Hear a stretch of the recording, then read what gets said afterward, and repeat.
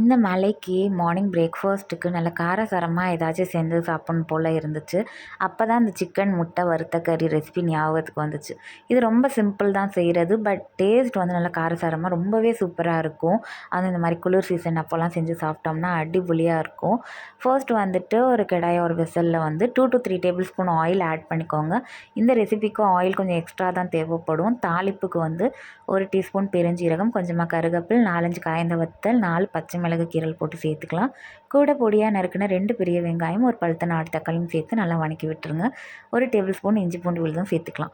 இன்க்ரீடியன்ஸோட பச்சை வாசம் போனதுக்கப்புறம் மசாலா பவுடர் சேர்த்துக்கலாம். 1/4 ஸ்பூன் மஞ்சத்தூள், 1/2 டேபிள் ஸ்பூன் மிளகாய்த்தூள், 1 டேபிள் ஸ்பூன் மல்லித்தூள் அண்ட் ஃபைனலாக 1 டேபிள் ஸ்பூன் அளவுக்கு ஆல் இன் ஒன் மசாலா சேர்த்துருக்கேன்.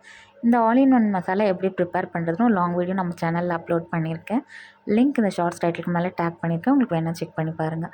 இன்க்ரீடியன்ஸ்லாம் நல்லா வணங்கினதுக்கப்புறம் 300 கிராம்ஸ் ஆஃப் சிக்கன், தேவையான அளவு சால்ட் அண்ட் வாட்டர் ஆட் பண்ணி லோ ஃப்ளேமில் ஒரு 15 மினிட்ஸ் குக் பண்ணிக்கலாம். இன் பிட்வீன் நல்லா கொதி வந்ததுக்கப்புறம் ஒரு முட்டையும் உடச்சி ஊற்றிட்டு நல்லா கொதிக்கிற சாதம் இட்லி தோசை கூட சர்வ் பண்ணிங்கன்னா அடிப்பொலியான முட்டை சிக்கன் வறுத்த கறி ரெடி.